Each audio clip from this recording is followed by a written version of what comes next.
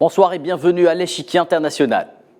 La dette publique mondiale explose. Elle échapperait presque à tout contrôle si l'on tient compte du montant stratosphérique qu'elle a atteint 92 milliards de dollars selon le dernier rapport onusien publié par la CNUSED et intitulé à juste titre « A World of Debt », un monde de dette. La sonnette d'alarme est tirée depuis New York. Le secrétaire général de l'ONU, Antonio Guterres, choisit de mettre le curseur sur les pays en développement qu'il blâme à demi-mot, ou peut-être c'est le système financier international qu'il blâme.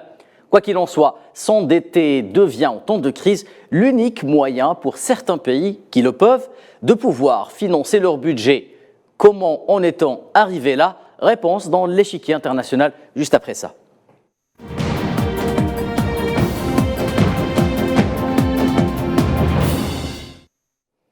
Vous l'aurez bien compris, ce n'est pas moi qui répondrai à cette question ce soir, mais ce sont bien nos experts qui vont tenter de nous éclairer, à commencer par vous, professeur Brahim Gendouzi. Vous êtes économiste, vous êtes en direct avec nous depuis Tizi Ouzou en Algérie. Bonsoir, professeur.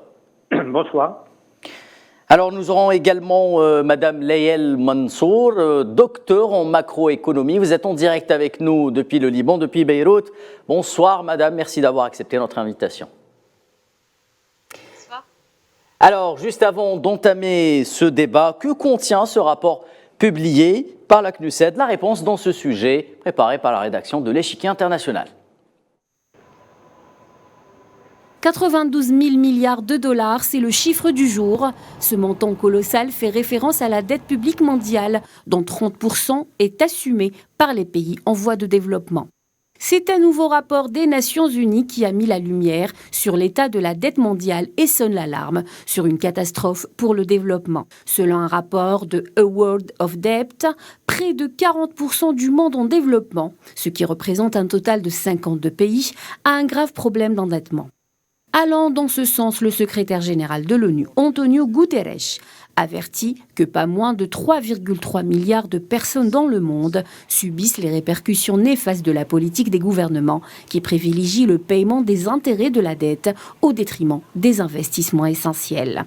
Pour prendre le pouls et avoir une idée de la situation, la Chine est aujourd'hui le premier créancier au monde. Les États-Unis sont les premiers débiteurs. Pékin est le principal détenteur étranger de la dette gouvernementale américaine, ce qui pourrait donner à Pékin un pouvoir sans précédent sur Washington. Les deux pays cumulent à eux deux 43 000 milliards de dettes publiques. Quant à la France, le pays vient de dépasser ce qu'il a appelé le seuil des 3 trillions de dollars de dette. Dans ce contexte d'explosion de la dette publique mondiale, l'Algérie tire son épingle du jeu et s'en sort plutôt bien, puisque c'est le pays le moins endetté d'Afrique.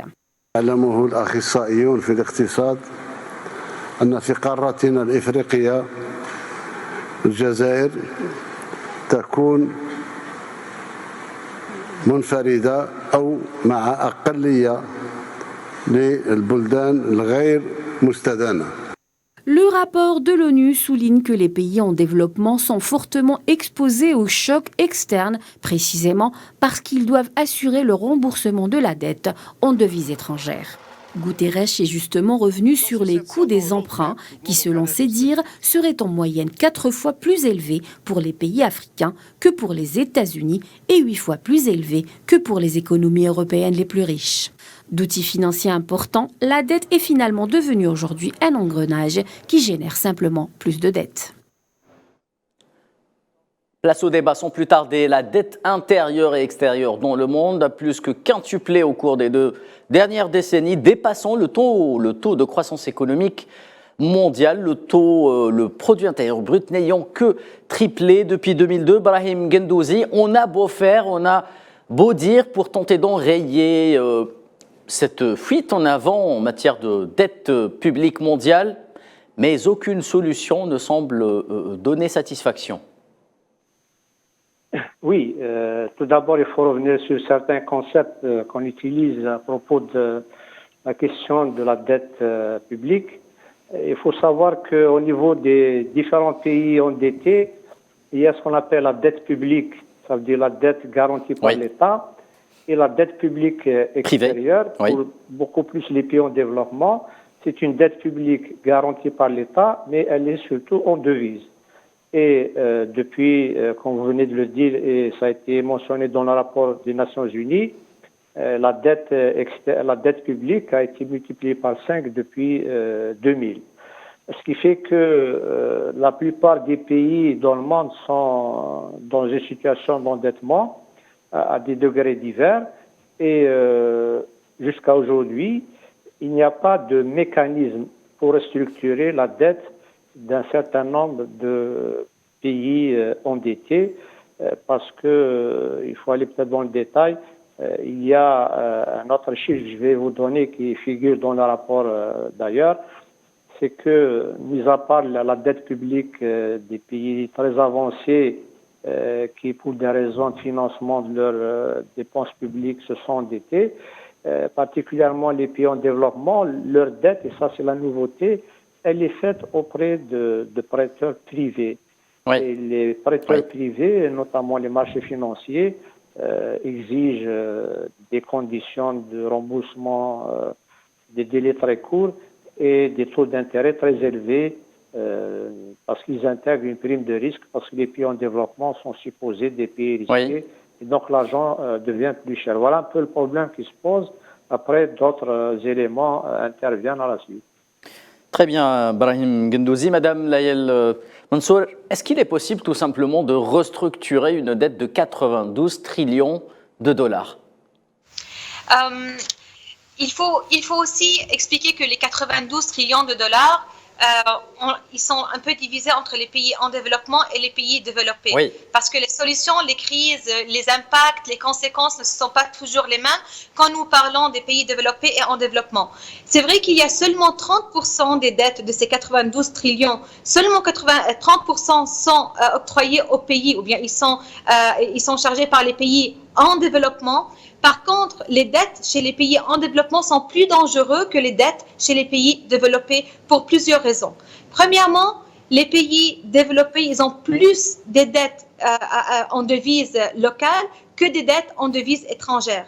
Alors que les pays en développement, ils ont des difficultés à maintenir ou à avoir des dettes en devises locales, ce qui fait qu'ils sont endettés en devises étrangères.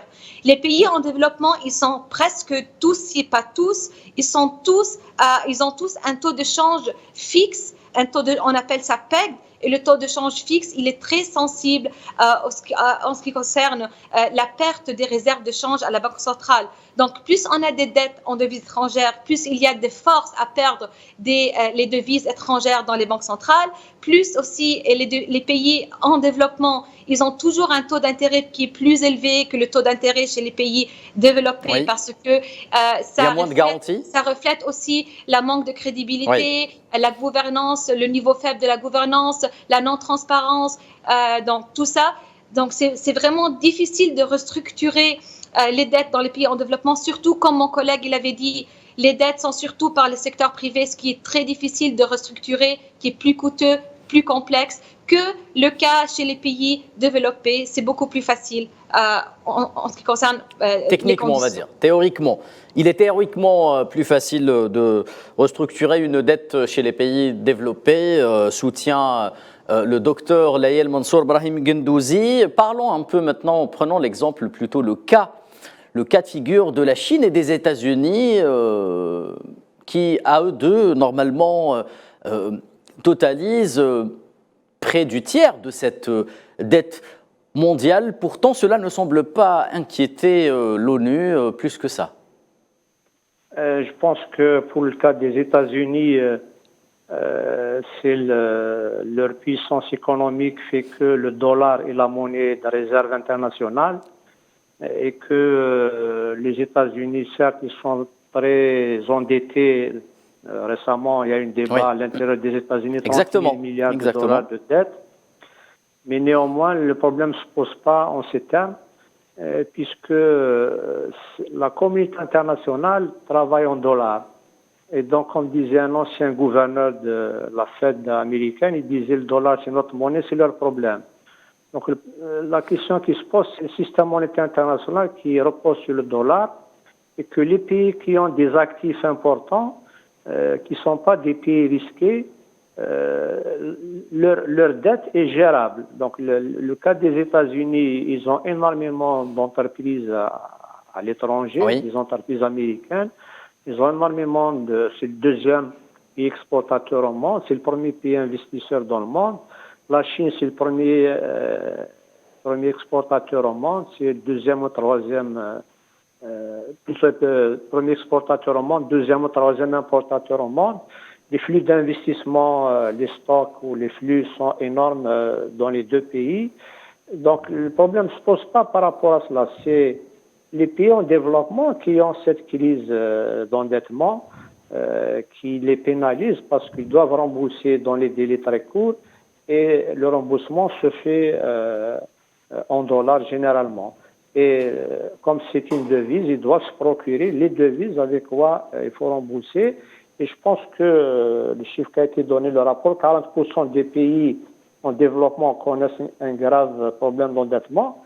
Ça signifie qu'ils sont rentrés dans l'engrenage de la dette. Oui. Ils doivent emprunter pour pouvoir rembourser le service de la dette. Le service de la dette étant le paiement du principal et le versement des intérêts.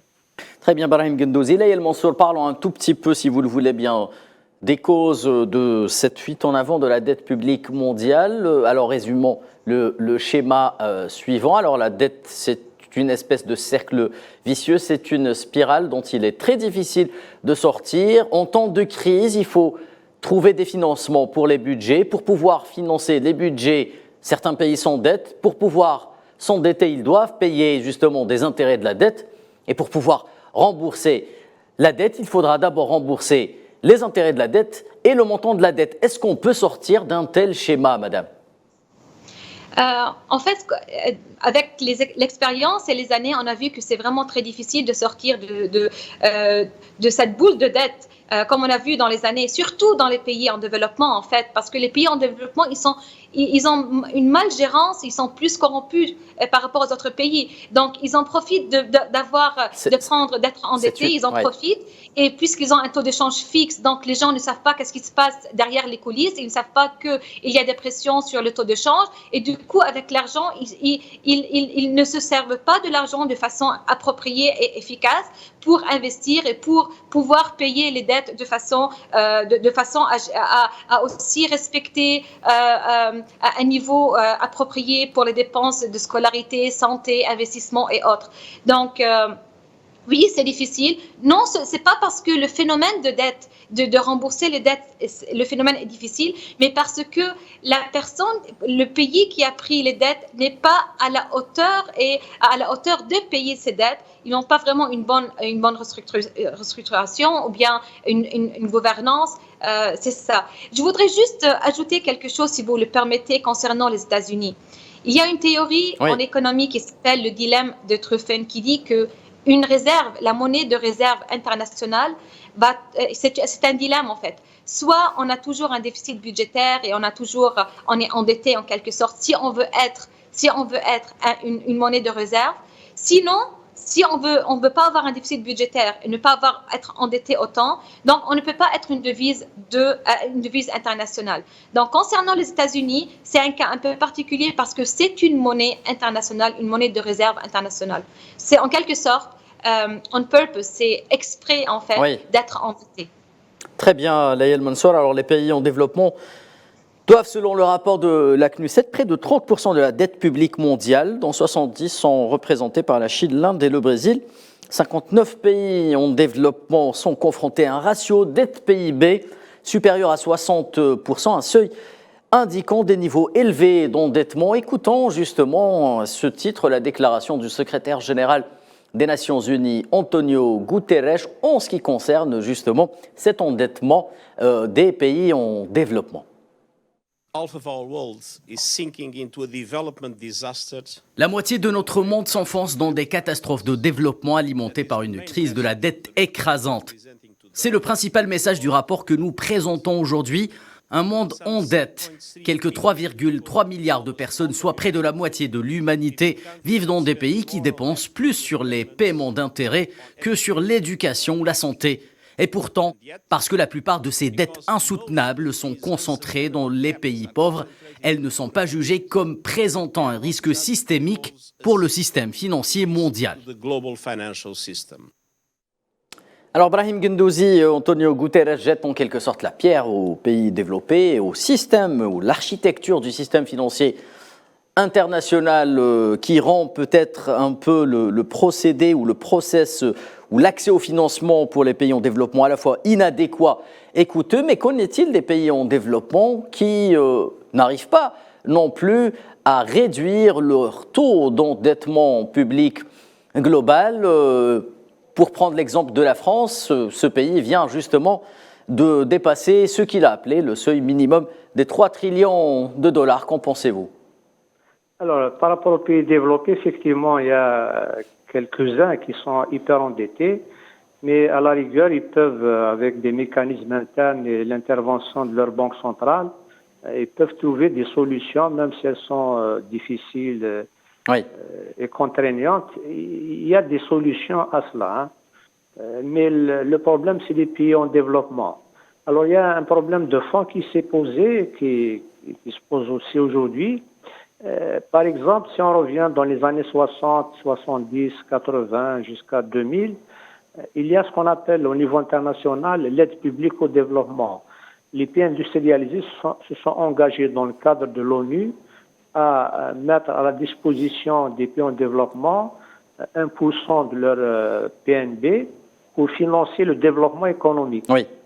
Et donc, on a mis un mécanisme d'octroi de crédit d'origine publique, soit de source bilatérale, de pays à pays, soit de source multilatérale à travers les institutions internationales onusiennes essentiellement ou autres. Et donc, les pays en développement arrivaient à emprunter, mais de sources publiques. Et les sources publiques avaient des conditions généralement intéressantes, des délais de remboursement très longs, ça peut aller 10 ans, 15 ans, des taux d'intérêt très modérés. Mais maintenant, avec l'endettement des pays avancés, ceux qui fournissaient l'aide publique au développement intéressante, eux-mêmes se sont déjà endettés. Les États-Unis se sont endettés, la France est endettée, le Royaume-Uni est endetté. Donc, ils ne donnent plus suffisamment d'aide publique au développement, que ce soit de façon bilatérale ou multilatérale.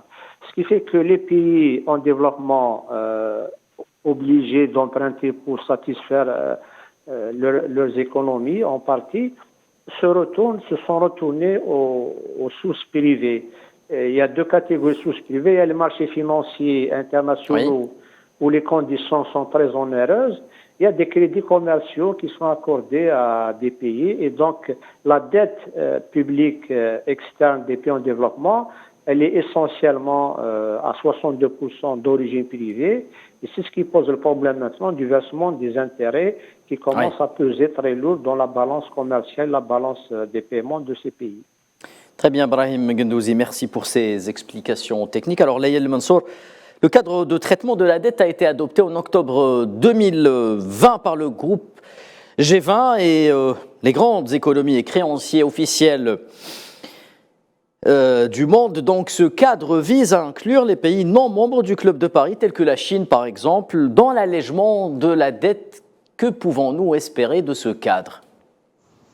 Oui, c'est vrai, parce qu'il faut aussi parler qu'il y a eu des péripéties ces dernières années, il y a eu des crises, une série de crises, ce qui a fait que gérer les dettes chez tous les pays, la Chine et autres, c'était un peu difficile. Bon, alléger un peu, qu'est-ce qu'on peut s'attendre ? Moi, personnellement, je trouve qu'on ne peut pas vraiment s'attendre à quelque chose de très positif, parce que le problème des dettes, c'est pas seulement un problème d'échéance, c'est pas seulement aussi un problème d'intérêt, parce que il est aussi suggéré de suspendre les paiements. Donc, c'est pas question seulement de suspendre ou d'alléger, mais c'est surtout dans les pays en développement, c'est la façon dont on gère la finance publique, c'est la façon dont on gère la finance publique et les revenus afin de pouvoir payer pas seulement à court terme, mais à long terme. Donc, allègement ou bien suspension, c'est quelque chose de court terme pour les pays qui n'ont pas la qualification et qui n'ont pas la capacité de gérer. Je trouve que je ne suis pas très optimiste. Très bien, Layel Mansour. Brahim Gendouzi, qui sont aujourd'hui les créanciers du monde, tout simplement? Les créanciers du monde sont les puissances économiques mondiales. C'est les États-Unis, les pays de l'Union européenne, le Japon, la Chine, évidemment, qui disposent d'importantes ressources financières, parce que derrière leur puissance, il y a le commerce, il y a l'investissement, il y a la technologie. Oui. Qu'en est-il des marchés financiers, professeur Gendouzi? Les pays tiers-monde qui sont des pays débiteurs ont d'énormes besoins de développement économique. Ils ont un problème de fonds de gouvernance, comme l'a dit la collègue du Liban. Il y a des équilibres macroéconomiques qui posent problème parce qu'un pays endetté n'attire plus les investisseurs. Donc voilà notre problème de fond. Et donc la croissance économique elle est très très faible. Ça ne génère pas de nouvelles ressources. Et il faut aller vers, disons, un traitement global, comme ça a été fait dans les années 80-90 dans le cadre du Club de Paris, du Club de Londres. Mais ça, c'est le FMI qui va peut-être rentrer en jeu, parce qu'un pays qui n'est plus crédible sur le plan financier, qui ne peut pas rembourser, la solution, c'est aller vers le FMI. Et les créanciers autorisent le FMI à négocier avec ce pays-là pour retrouver sa liquidité. Oui. Et je pense que le FMI pose lui-même problème, d'où l'idée des Nations Unies de revoir l'architecture financière internationale. Et ça alimente d'ailleurs ceux qui défendent l'idée de la dédollarisation. Très bien, Brahim Gendouzi. Layel Mansour, n'est-il pas temps non plus peut-être de se poser la question quant au peut-être la manière la plus fiable, la plus efficace de revoir un peu la déontologie ou le fonctionnement des marchés financiers, notamment sur le volet du contrôle ou du plafonnement des taux d'intérêt? Oui. En fait, moi, je vais parler d'une perspective qui est un peu différente, perspective de taux de change, puisque c'est ma spécialité. C'est aussi relié aux dettes. Ça fait 50 ans qu'on a le nouveau système de change, depuis les années 72-73. Oui. Après 50 ans, il y a ce qu'on appelle le bipolar disorder. Tous les pays qui ont un taux de change fixe, et je parle précisément des pays en développement, donc tous ces pays, avec les années, ils vont soit aller au taux de change flexible, soit abandonner le taux de change fixe avec une crise. Et après 50 ans, on voit qu'ils n'étaient pas à la hauteur d'améliorer la gouvernance et d'améliorer la finance publique afin d'aller au taux de change flexible, qui est un taux de change qui inclut en fait la transparence, une bonne politique monétaire, qui inclut la gouvernance, qui inclut la crédibilité, tout ça. Alors, c'est pour ça qu'on s'attend à des crises de dette d'environ 60 pays en développement. Donc ça, c'est lié avec les années. Ça, c'est lié avec une malgérance pendant des années et des années. Et je dois dire que j'insiste que nous parlons du danger des dettes en devises étrangères et non pas du danger des dettes en général, parce que le Japon, il est endetté presque 200% de son PIB. Oui. Mais nous ne parlons pas d'une faillite du Japon. Nous parlons des pays qui sont endettés 40, 50 et 60% du PIB, mais en devises étrangères. Très bien, Layel Mansour. Merci infiniment pour ces éclairages. Merci à vous également, professeur Brahim Gendouzi. Mesdames et messieurs, c'est la fin de l'échiquier international. Merci de nous avoir suivis. Excellente suite des programmes sur le 24 News.